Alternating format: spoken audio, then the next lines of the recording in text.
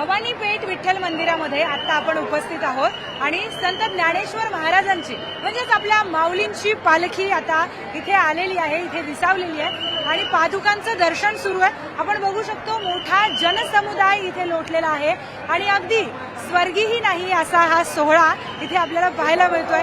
गेली कित्येक तास हे पुणेकर आता रांगेमध्ये लागलेले आहेत आणि एक एक करून दर्शन घेत आहेत, पण चेहऱ्यावर कुठलाही थकावटीचा लवलेश दिसत नाहीये।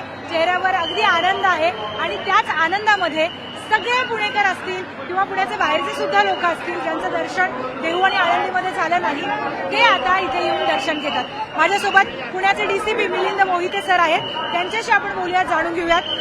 खरं तर पोलीस रूपी माऊली आहात तुम्ही, ज्या पद्धतीने सगळी व्यवस्था केल्या जाते तुमच्याकडून अतिशय उत्तमपणे बंदोबस्त करण्यात आलेला आहे आणि काम करता करता, ड्युटी करता करता सेवेचा सुद्धा आनंद मिळतोय, कसं वाटतंय? विष्णुमय जग वैष्णवाचा धर्म, भेदाभेद भ्रम मंगल, कोणाही जीवाचा न घडो मत्सर, वर्म सर्वेश्वर पूजनाचे, या उक्तीप्रमाणे सगळेच लहान थोर या वारीमध्ये सहभागी होतात। आणि पुणे पोलिसांचं भाग्य असं आहे की एक दिवस पूर्ण माऊलींचा मुक्काम हा पुणे शहरामध्ये असतो आणि त्यांच्या सेवेची संधी पुणे शहर पोलिसांना मिळत राहते आणि आम्ही सगळेजण त्यामध्ये तन अर्पून या ठिकाणी सेवा करत राहतो।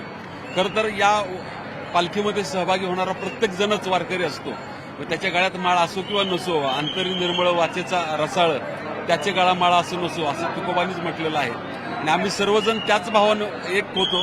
म्हणजे जो अभंग आहे अवघा रंग एक झाला, तो सगळा रंग इथं भक्तिमय वातावरणात होत जातो आणि पुणे पोलीस आयुक्तालय ते सगळेच पोलीस ही सगळी वारी सुखरूप होण्यासाठी, सुरक्षित होण्यासाठी, सगळ्यांचं दर्शन व्यवस्थित होण्यासाठी एकदम सुसज्ज आहोत।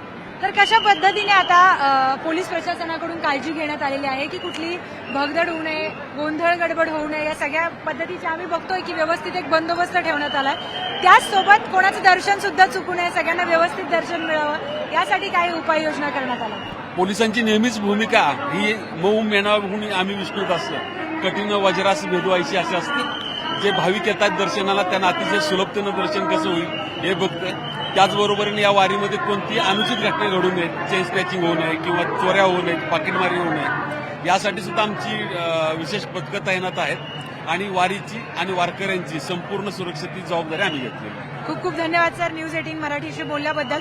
जसं की सरांनी सांगितलं, अवघा रंगसी एक झाला, किती सुंदर या पंक्ती आहेत। म्हणजे ते म्हणाले पोलिसांच्या गळ्यात माळ असो नसो, पण तिथे सगळेच वारकरी आहेत, म्हणजे जे वारकरी आलेले आहेत तेही वारकरी आहेत, वारकऱ्यांची सेवा करणारेही वारकरी आहेत, प्रशासनातले अधिकारी देखील वारकरी आहेत आणि पोलीस प्रशासनातले सगळे पोलीस सुद्धा वारकरी आहेत। आणि माऊली रूपी या पोलिसांमध्ये खरं तर आपण बघतोय की अतिशय एक सेवाभाव मला पाहायला मिळाला।